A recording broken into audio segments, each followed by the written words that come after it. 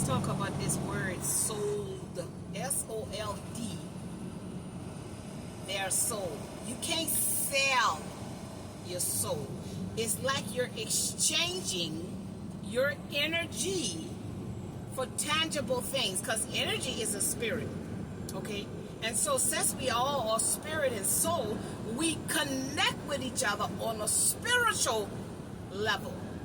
See, spiritually, that knowing that you know what you know.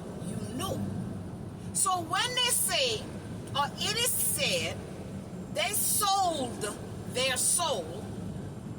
Soul sold vibrates to 50. You get me? You got me? A 5 and a 0.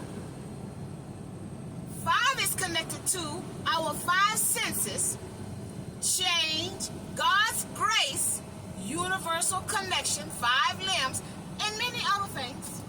Go do your research. They're exchanging their 5 senses. The ability to sense the world, they're changing it in exchange for houses and cars and clothes and shoes and fame and fortune. So if they give up their essence that's connected to God's grace, then the mere man, will give them houses and cars and businesses and television stores and you see what I'm saying? See, they're exchanging something. So what do they have to do with their energy? They have to bring other people's energy where the mere man wants the energy to go. You get me? You got me? Where does the mere man want the energy to go? To hell. Hell is on earth, experiencing the darkness, the low vibration, the lust, the greed, the buy, the sell, the trade, the food, the fuck, the fight. Now heaven is expanding the mind, elevating your frequency. You see? I'm in heaven. Heaven makes you feel good. Heaven lifts you up. Heaven puts you in a pleasant space. You don't have no worries. You see? You're at peace. All is well with you when you're in heaven.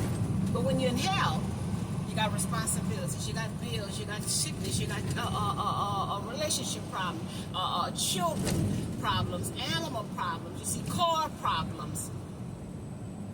So y'all got to understand, it's not so much they're selling it because you cannot sell it. They're using their essence that's supposed to be used for good. You see, their essence is supposed to be used to help one, reach one, and teach one. But they're not helping one, reaching one, and teaching one. They're suppressing and oppressing and indoctrinating in exchange for a beautiful mansion, for the Rolls Royce and the BMWs and the Bentleys, you see, and all of the big bling bling jewelry, and they have all of the big parties and invite all of the low vibrational friends and do harm to others, because the mere man says you're not going to get in trouble. We are going to protect you from the laws that we put in place. But they're going against God's laws, universal laws. But mere man tells them he's going to protect them from going to man's mere jail. But there is a spiritual jail. Don't ever get it twisted. There is spiritual prison. And you can be put in spiritual prison.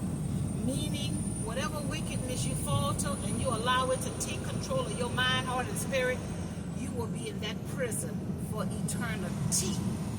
You will never be able to come from out of that prison in which you operate in that's not godly, divine, and sacred.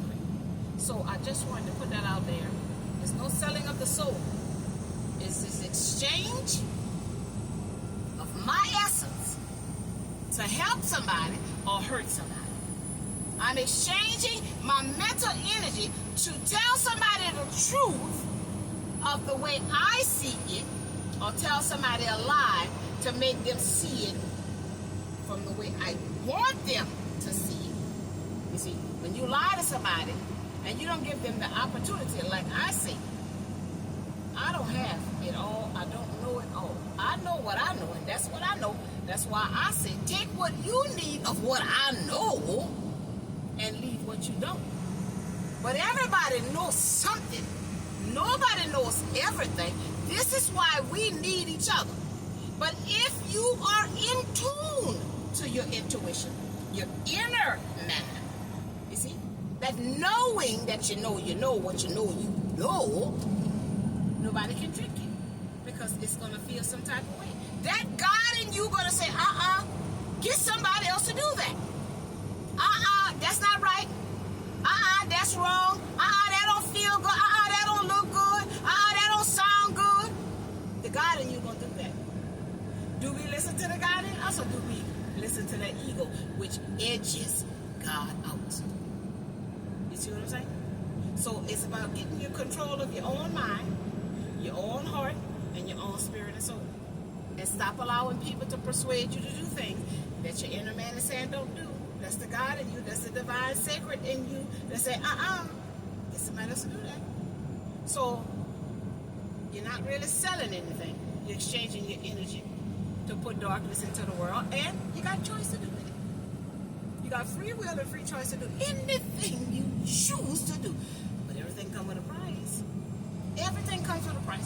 Everything you do comes back to you. This is why we must try to do what we want done. If we are aware everything you do comes back to you, then guess what? You shouldn't be around here doing no foolishness. You shouldn't be around here doing no shady business. You see, the gatekeepers, they know God is not a physical thing. You get me? But they give it to y'all like that. That's why people wait for God to come back, because they done program people to accept this miraculous being as a mere man who has a butt and a penis. You see, and sit down on a chair with his butt. Not as a spirit, not as a frequency, not as an essence, you see, a vibration, an energy. No, God is some man, Jesus, you see, who got a ding-a-ling and all of this that they done indoctrinate people to believe. So they're thinking this mere man come and fix their problem. But all the while, this mere man is everywhere because it's the God in us. You see, it's the divine in us, the sacred in us that makes God be everywhere. The devil is everywhere as well. The thing in you that make you do dark things, ugly things, lie, steal, cheat, and kill. That's the devil. He everywhere too. Because it's in you. The devil in you makes you do devilish things, and the God in you makes you do godly things.